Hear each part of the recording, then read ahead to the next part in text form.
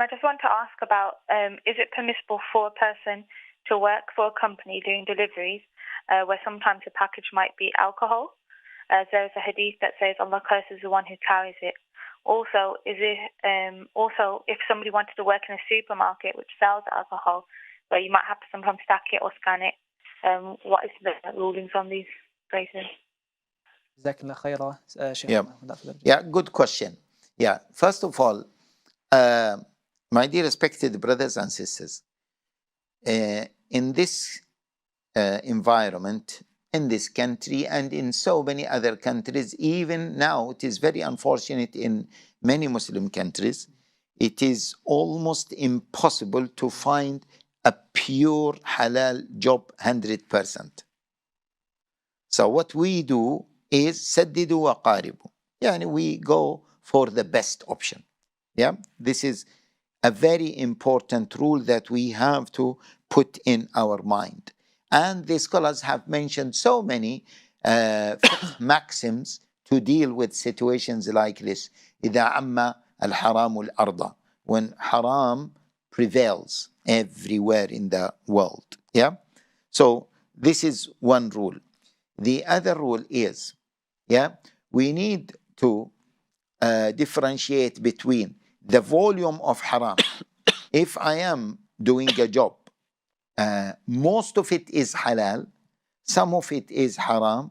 The haram might be overlooked if it is not a haram that is intended or a haram that is leading to big fasad.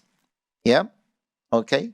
So, if you work for a job not intending the haram, okay, and it happened that you did the haram not intending it, yeah, and that was minimum, and most importantly, you could not avoid it, so inshallah that will be overlooked. So if you can avoid doing this delivery, then do it. But what I know, that it is almost impossible to avoid it. Yeah? So therefore, do the job. Try to ask them that if they are delivering or sending alcohol, that you don't do that. Okay? You don't participate in this.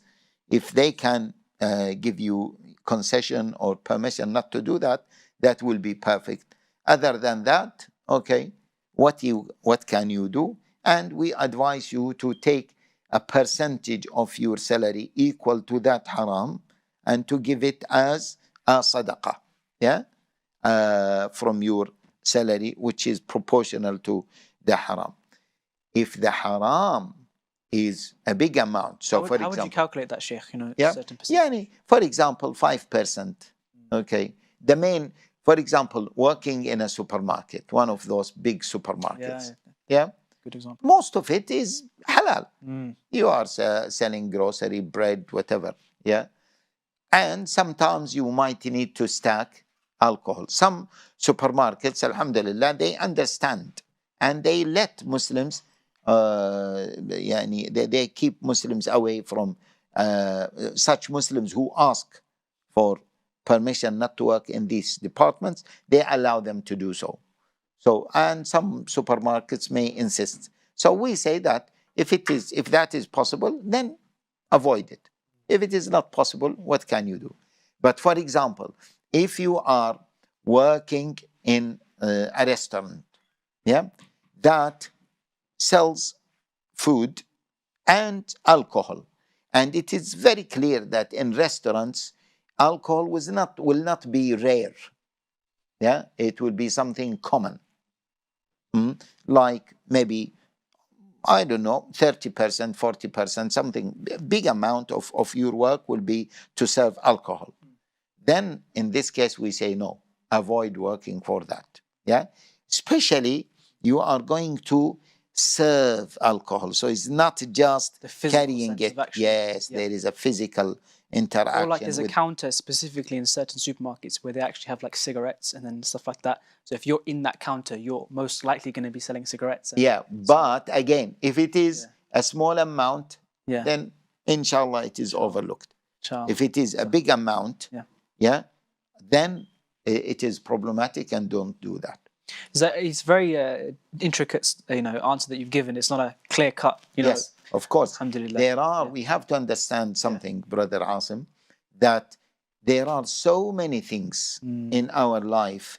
Maybe theoretically they are clear cut, but when you implement them on our circumstances, they are not clear cut.